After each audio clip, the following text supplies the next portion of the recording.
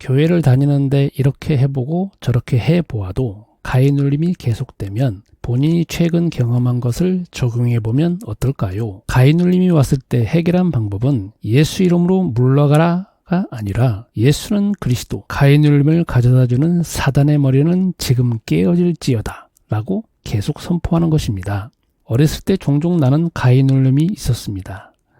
그런데 아침에 일어나면 가해 눌림이 있었는지 모르고 어려움 없이 지나갔습니다.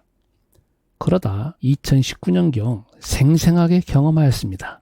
자다가 어느 순간 깨었는데 몸이 전혀 움직여지지 않았습니다. 의식은 말똥말똥 깨어있는데 몸이 전신마비처럼 꼼짝할 수 없었고 그 순간 공포가 쫙 밀려왔습니다. 동시에 어떤 무시무시한 존재가 분명히 가슴을 꽉 짓누르면서 협박하는 말을 들었습니다. 이제 너는 숨을 쉴 수가 없다. 내 가슴을 꽉 숨을 쉬지 못하도록 내가 누르고 있다. 아무리 움직이려고 하더라도 너는 꼼짝할 수 없다. 너를 죽일 것이다. 이 말이 마음속을 깊게 뒤흔들고 나는 어린아이같이 어떡하지? 라고 어쩔 줄 몰라 하며 혼돈과 두려움, 공포에 확 휩싸였습니다. 그 순간 분명히 이 존재는 하나님은 아니라고 알았습니다. 하나님의 자녀를 공격하는 사단으로 확신하였습니다. 이 짧은 순간 예수는 그리스도, 나에게 온 사단의 머리는 깨어질지어다 라고 시작하였습니다. 몸은 한동안 마비된 상태로 계속되다가 어느 순간 갑자기 탁 풀어지면서 움직이며 나도 모르게 또 잤습니다. 아침에 일어나 이 가해 눌림이 생생하게 떠올랐습니다. 갑자기 억울한 마음이 들었습니다. 내가 하나님의 자녀인데 지금도 오네. 나도 경험했으면 다른 사람도 하겠지. 다른 사람은 어떻게 해결하지? 내 경험도 소중하니 다시 한번 정리해볼까? 이 생각으로 다른 사람은 어떻게 대응하는지 인터넷 검색을 하기 시작했습니다. 가장 먼저 눈에 많이 보이는 것이 수면마비입니다. 의학계에서 나오는 정보입니다. 이것은 수면 중 의식은 있으나 몸이 마음대로 움직이지 못하는 마치 전신마비된 것처럼 움직일 수 없는 상태를 말합니다.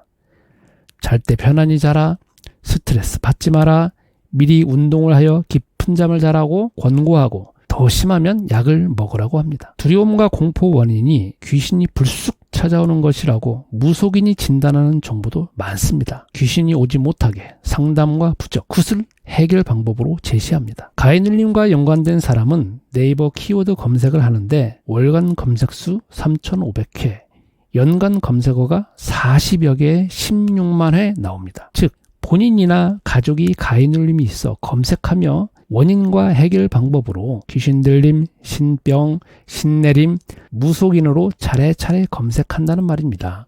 국립국어원에서 발행하는 표준국어 대사전에 이 가해라는 단어를 무서운 내용의 꿈에 나타나는 무서운 것이라고 정의합니다. 무서운 것이 어떤 존재가 있다는 것을 전제로 합니다. 선조들도 같은 문제가 있었음을 알 수 있었습니다. 한편 기독교인은 귀신 공격으로 설명합니다. 시커먼 물체를 보았다든지 예수 피를 부르며 쫓아낸 내용이 있습니다. 아주 적게 나옵니다. 저도 이 기독교인 부류에서 성경을 근거로 다시 정리해 봅니다. 먼저 몸이 움직이지 못하는 의학에서 말하는 용어와 상태를 상식으로 알게 되었습니다. 어떤 존재와 공포와 두려움을 주는 존재가 사단과 귀신의 공격이라고 다시 인정합니다. 한편 사단과 귀신의 입장에서 하는 일을 생각해 보았습니다. 귀신은 공중에 돌아다닙니다. 자신이 편안히 쉴 집을 찾습니다. 그 쉴 집은 사람과 공간입니다. 조건이 맞는 사람을 찾으면 그 즉시 접근합니다. 한밤중에 주로 갑니다. 사람이 피곤하여 고나게 자고 있을 때, 손발과 몸에 어떠한 힘도 없이 허수아비 상태일 때 그 사람 가슴을 한 번에 꽉 비틀어 쥐어짭니다. 꽉 누릅니다. 갑자기 숨이 턱 막히게 만듭니다. 무시무시한 자신의 존재를 과시합니다. 그 사람이 그 상태로 있으면 계속 찾아옵니다. 더 굴복하도록 만들고 악순환이 반복되어 의지력을 상실하게 만들고 폐인이 되게 하며 자신의 부하로 만듭니다. 이 과정을 다른 사람에게 물어보게 만들고 자연스럽게 퍼지게 만들고 두렵게 만들어 자신의 살아있는 존재를 과시합니다.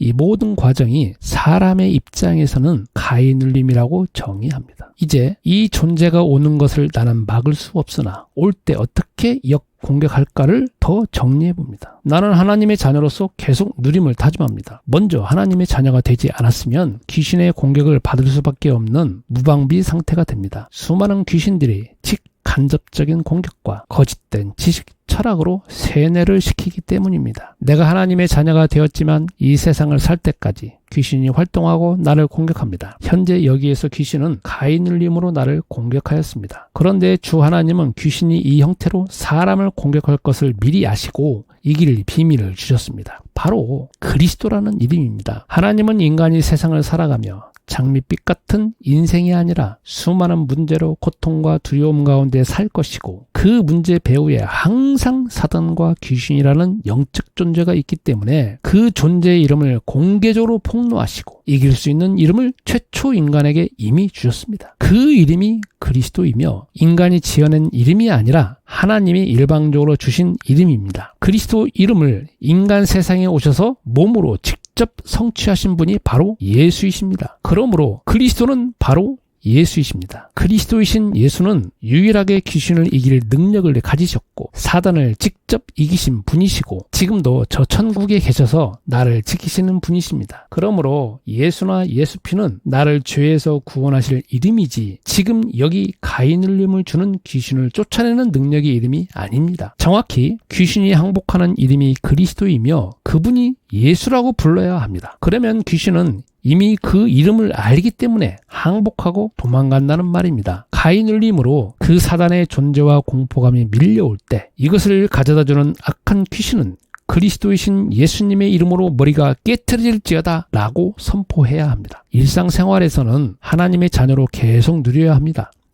가인울림이 아니라 다른 귀신들까지 동원하여 다양한 방법으로 공격할 것입니다. 그래서 지속적으로 예수는 그리스도를 계속 고백하고 성경 말씀을 더 마음에 새기고 지금까지 살아왔던 환경과 내적 조건을 성경적으로 바꿔야 합니다. 이후에 가인울림은 더 이상 오지 않았고 다시금 나는 예수는 그리스도라는 재해석과 확신을 더 가지는 기회가 되었습니다.